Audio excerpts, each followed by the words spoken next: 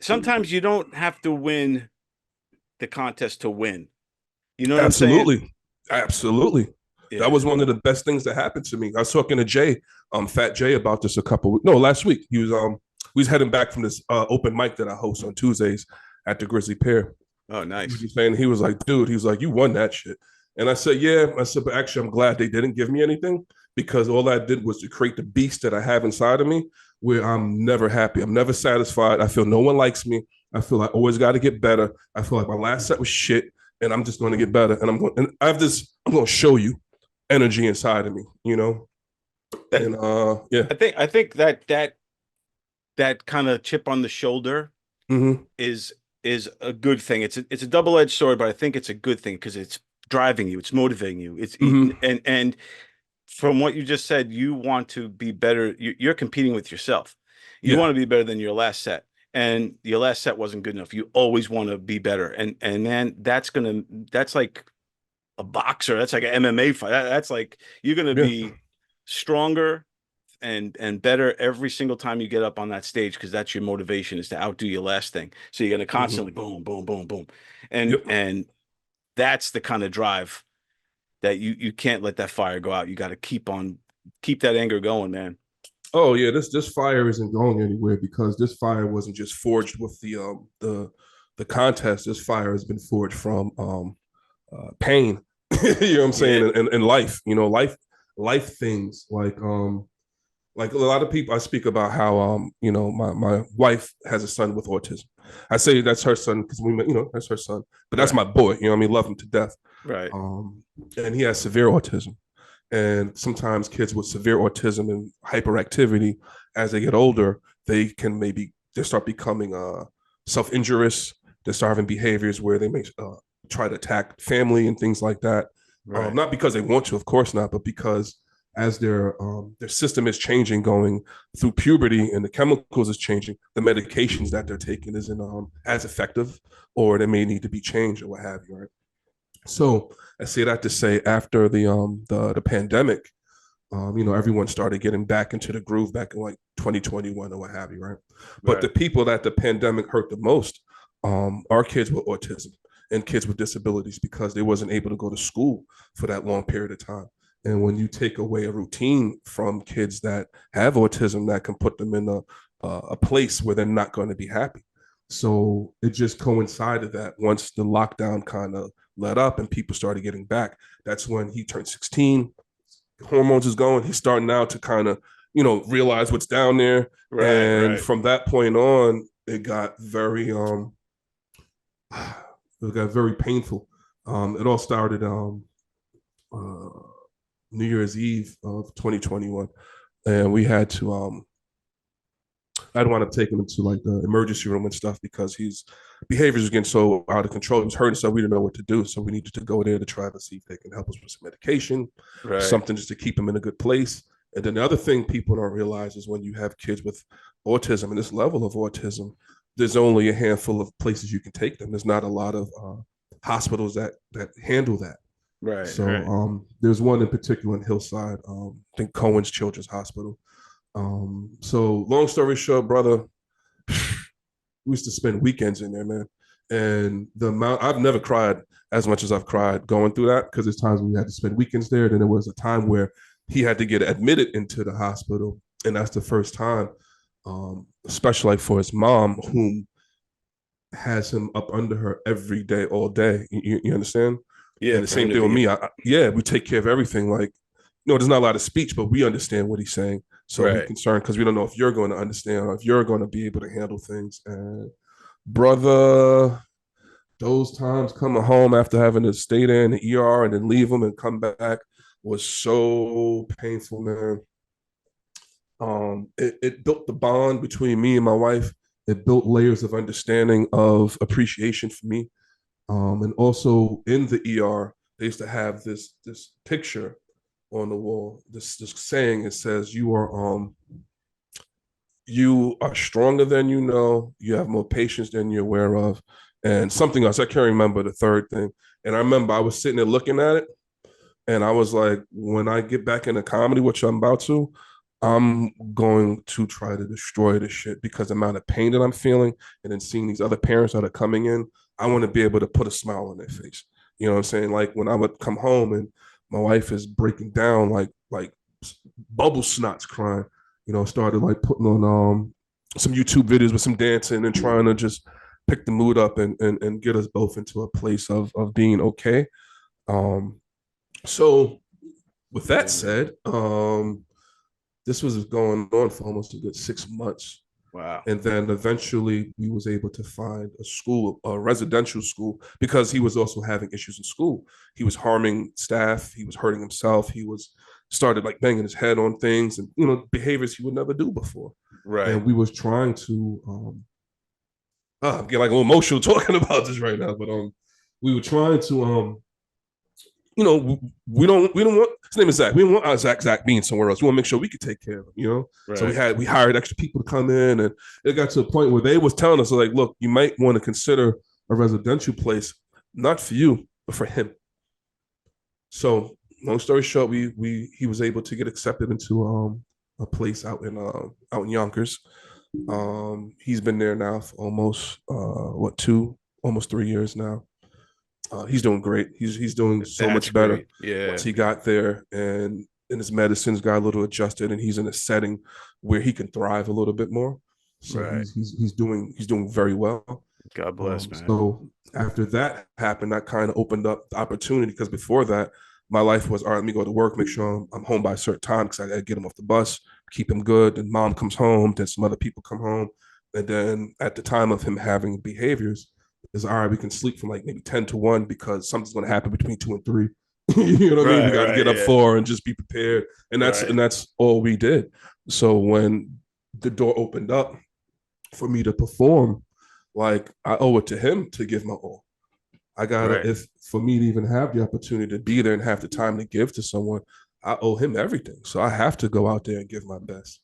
And besides that, the other painful, sorry if I brought everything down for a No, no, second, this but is yeah, this is interesting stuff, man. at the same time, my mom is going through dementia. So that was one of the reasons why I stopped doing comedy. I had to take care of a lot of things for her. Long story short, she wound up staying down in Virginia with my sister down there. And at the time, she only was given about 2 years or something like that. And she was young too. She developed dementia in her late 50s. Oh wow. So they were very shocked and wondered if there was some sort of brain trauma or some sort of head trauma that may have caused it, but I have no idea. Right. Yeah. So while going through the pandemic and going through everything where I can't leave, I couldn't see my mom for a while, for almost 2 years. Yeah, And when I man. finally did get to see her, she was just, you know, a shell of whom she was. And that's when I would visit her and she wouldn't know me at first. I would Right. just sit there and she'd be like, "What's up, mom?" She was sitting there like, "Who's this motherfucker?" But then all of a sudden she'll get the light goes in her eye and then she's excited and then she sees me and then we just vibing and stuff because me and my mother are extremely close. Like my birthday is the day after hers, so we'd always celebrate together. Oh yeah, yeah. So it'll be like her birthday is October 21st. I'm the 22nd. So we used to go to. I still grew up in Flushing, Queens. We used to go to this bowling alley called Jib Lanes, and late at night they'll have like the disco bowl with the lights and the Oh glow in the dark and all yeah. that stuff. So we would stay there till after midnight. After midnight, get a little thing for me because now it's my birthday, and then we just bowl the night away, which is pretty cool. But just to fast forward, um, yeah, fast forward, wasn't able to see her for a while. Finally, was able to see her and stuff. She wasn't doing that well, but was able to visit and give her some love. And then, oh man, this was November of was it 23, 22? Some of my dates might be off. Yeah, I think this was 22. The dates in regards to Zach, that was right after the pandemic, and then the year after. So I mean, like 19 to 20 or something. So Right. this is Yeah. 21. This is the year after, and I remember I had a plan to go see her in a few weeks. I was supposed to go do a show with Renee. Y'all know if you know Renee, the guy with the long hair. I can't remember his last name. He does a lot of shows and a lot of mics out in Long Island. Yeah, I But think I know who you're talking about. Yeah.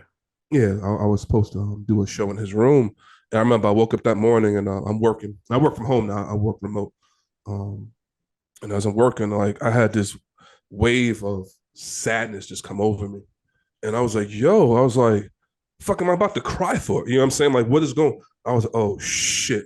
I was like, Mom, yo, as soon as I said that, my sister texted me and said, you may need to come see mom right away because she's not doing well.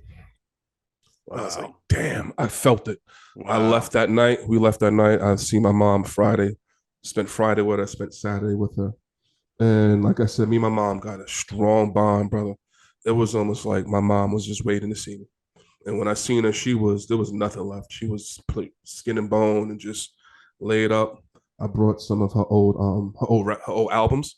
My son Right. had a record player. I brought the record player. I brought her old albums, old James Brown, old Isaac Hayes, all of that stuff, and played that and had some old pictures of her. And I could see her lighting up and looking at it and kind of feeling the energy with the music.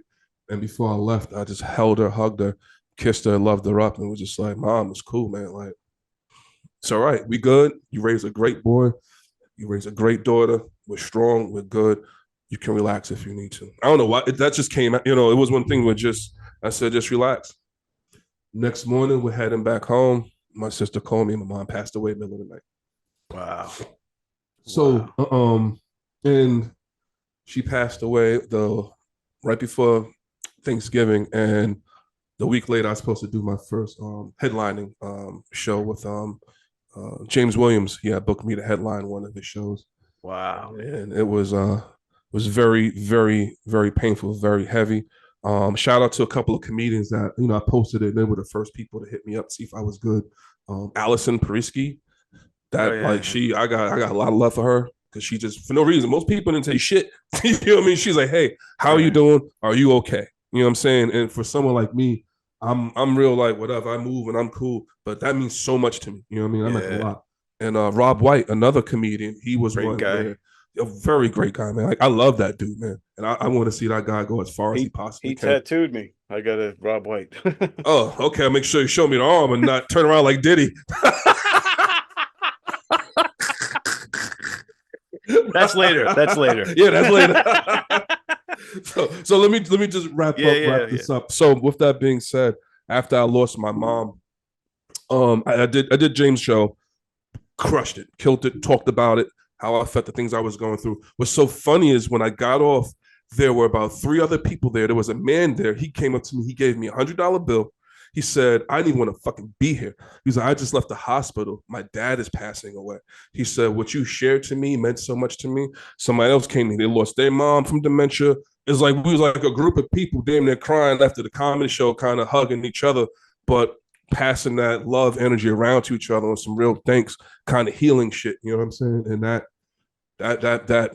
bro, that fueled me up even more. So like I say, I got so much fire in me because I got my Zach that I'm rocking for. I got my mom that's on stage with me, that's empowering me and giving me the ability to tap into everything I could tap into and have no fucks to give. Not that I don't care about anyone else, but I'm not hiding, I'm not hinging. I'm going to give everything I have, every opportunity I have to give it because I owe it to them. Dude, that's an amazing, like very deep story, man. And God bless you, bro. Thank you. I know what it's like to go through heavy times. That tattoo I showed you was what Mm. Rob White did. Was my brother who passed away 3 years ago Oh, I'm sorry. because of the vaccine. That's Ah, why I'll jeez. never get vaxxed ever either. Mm-mm. Um, but I'll say this: what you did is beautiful. Because what you did was you turned tragedy and pain into light. Mm. You helped others, and I think it also helped you as cathartic to kind Very of much. to Yes. take and you took the pain and you owned the pain and you Mm-hmm. controlled the pain and you made it into uh comedy in a sense. And Yeah. they say laughter. The cliche is true. I say it a lot on here on the show. Mm-hmm. Laughter is the best medicine. It's a true statement. 100%. Laughter heals. It Mm-hmm. brings you up. Um, and for you to do that, not only find the inner strength to do that a week after your mom passed away, God bless her, by the way, Mm-hmm. and Shows a lot of resilience on your side, but also I think you were sent there for a reason, because if there was that many people in the audience that you Yeah. affected and you Yes. touched them and you helped them on their journey to healing, Hmm. dude, you were, that's an incredible thing, man.